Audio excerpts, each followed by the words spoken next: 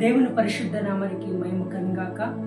ఉదయకాలపు సమాధానకరమైన ఆశీర్వాదపు వాక్యాన్ని చూస్తున్న దేవుని బిడ్డలకు నిండు శాలం తెలియజేస్తున్నాను.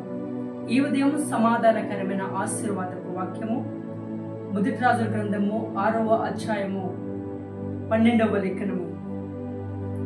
ఈ మందిరము నీవు కట్టించుచున్నావే, నీవు నా కట్టడలను న్యాయ విధులను అనుసరించి నడుచుకొనుచు నేను నియమించిన ఆజ్ఞలన్నిటినీ గైకొని ఎడల నీ తండ్రి అయిన దావీదుతో నేను చేసిన వాగ్దానము నీ పక్షంగా స్థిరపరచను. దేవుని పరిశుద్ధ నామానికి మహిమ కలుగాక. చూడండి దేవుని బిడ్డారా, యేసుక్రీస్తు ప్రభువారి ఉదయంతో మాట్లాడుతున్న మాట. దావీదుకి ఒక ప్రమాణం చేశాడు, ఒక వాగ్దానం చేశాడు, అది స్థిరపరిచాడు. అంటే తన కుమారుడు కూడా ఏం మాట చెప్తున్నాడు. యెహోవా ఏమంటున్నాడంటే, నీ తండ్రికి నువ్వు నా ఆజ్ఞలను అనుసరించి నా కట్టడాలను నా నియమాలను పాటించిన ఎడలా నేను నీ తండ్రిన దావీదుకు చేసిన వాగ్దానం అని పట్ల స్థిరపరచదని. ప్రియ సంగమా, ప్రియ సేవకులారా, యవన కాలంలో సేవ పరిచర్య నిమిత్తము, యవన కాలంలో దేవుని సువార్త ప్రకటిద్దామని, యవన కాలంలో నిన్ను నీవు సమర్పించుకున్న ఓ యవన బిడ్డారా, ప్రభు మీతో మాట్లాడుతున్నాడు. మీ తండ్రులకు దేవుడు ఏదైతే వాగ్దానం చేసి ఉన్నాడో, మీకు మీ తల్లిదండ్రులకు మీ పిల్లలకు ఏదైతే వాగ్దానం చేస్తున్నాడో అది నెరవేర్చబడాలంటే ఆ తండ్రి అనే దేవుడు మనకు కొన్ని ఆజ్ఞలు నియమించి ఉన్నాడు, కొన్ని కట్టడాలను నియమించున్నాడు. ఈ సంగమా, ఈరోజు దేవుని ఆజ్ఞలను పాటిస్తున్నావా? దేవుని కట్టడాలను నువ్వు పాటిస్తున్నావా? అసలు ఆయన ఆజ్ఞలు ఏంటి, ఆయన నియమాలు ఏంటి అనేది గ్రహించలేకపోతుంది.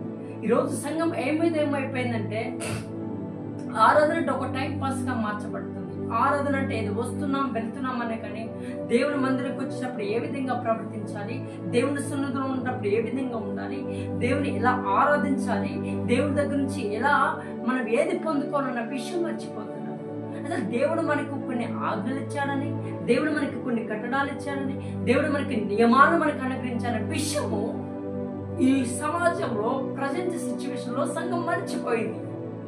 సంఘం ఎట్లయిపోయిందంటే, ఏదో ఆరాధించామంటే ఆరాధించాం, వాక్యం చదివామంటే వాక్యం చదివాం, మందిరముకు వెళ్ళామంటే మందిరముకి వెళ్ళాలన్న విషయమే ఉంది. కానీ మందిరముకు వెళ్తున్న మనం ఏమి నేర్చుకుంటున్నాం? మందిరముకు వెళుతున్న మనం ఏ కట్టడాలను పాటిస్తున్నాం? ప్రభువైన యేసుక్రీస్తు వారు మనకి ఏ కట్టడాలను నియమాలను ఇచ్చారన్న విషయంలో మర్చిపోతుంది సంఘం. సార్వత్రిక సంఘమా, పరిశుద్ధ జనాంగమా, ప్రభు ఈ ఉదయంతో మాట్లాడుతున్నాడు.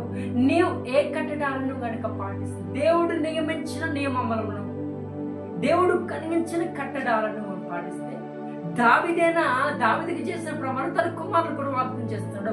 అలాగనే సార్వత్రిక సంఘంతో కూడా ప్రభు మాట్లాడుతున్నాడు.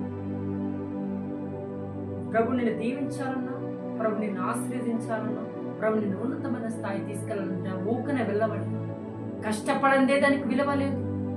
ఈ రోజు నువ్వు లాయర్ కావాలన్నా, ఈ రోజు నువ్వు డాక్టర్ కావాలన్నా, ఈ రోజు నువ్వు ఒక ఉద్యోగం పెద్ద పెద్ద గవర్నమెంట్ జాబ్లు కొట్టాలన్నా దాని కింద ఎంతో కష్టం ఉంటుంది, దాని కింద ఎంతో భారభరితమైన విధానం చేయాలి.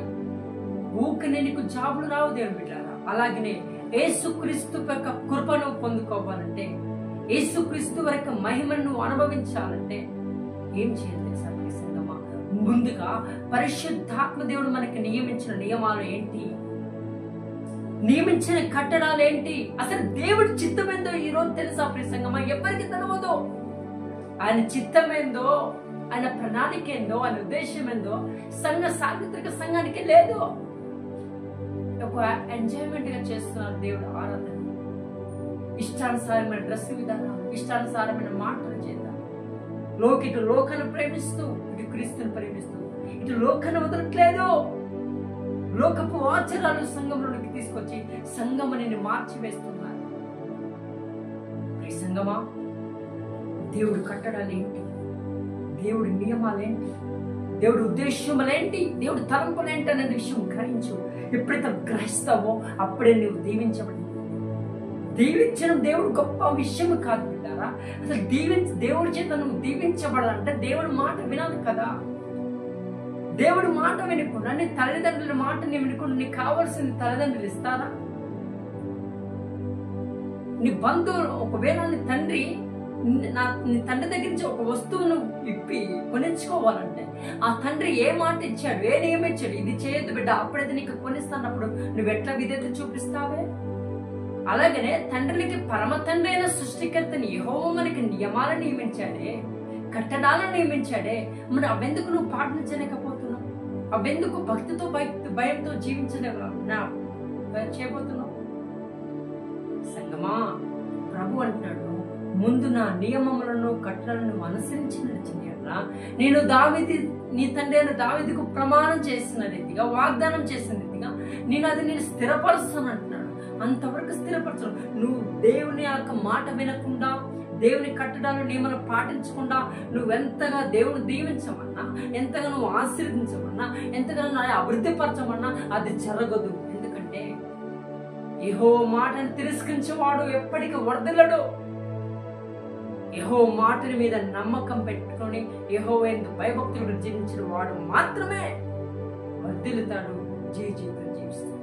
కాబట్టి బిడ్డ, ఆ పరిశుద్ధాత్మ దేవుడు యెహోవా తండ్రి మనకు నియమించిన నియమాన్ని కట్టాలనుసరించి పరిశుద్ధాత్మ దేవుడు మనకు అనుగ్రహిస్తున్న మేలు పొందుదము కాక. ఈ వాక్యం ఇక్కడ దీవించి ఆశ్రయించింది కాక. ప్రార్థన చేద్దాం.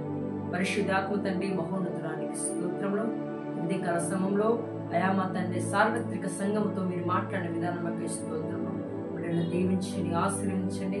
ఆయా మొదటి రాజుల గ్రంథము 6వ అధ్యాయము 12వ వచనము ప్రభా రీతిగా ఎవరైతే ప్రభా నీ ఆజ్ఞలు వినకుండా, కట్టలు పాటించకుండా, ఇష్టానుసారంగా భక్తి చేస్తూ ప్రభా లోకాన్ని మన క్రీస్తుకు మలచు, లోకమును మా తండ్రి ప్రభా సంఘమును వెతులుతూ ప్రభా సంఘాన్ని ఖరాబ్ చేసిన దుండగుల్ని మనం మార్చివేయమంటారు. మీరు కృపణగించి ఎవరైతే వాక్యం ద్వారా దినదినం బలపరచబడుతున్నారో నూరంతరంగా వెంట ఫలింప చేసి రాజ్య కోరుకు బిడ్డలు వాడుకోమని యేసుక్రీస్తు నామములో వేడుకున్నాము తండ్రి. ఆమేన్. May God bless you.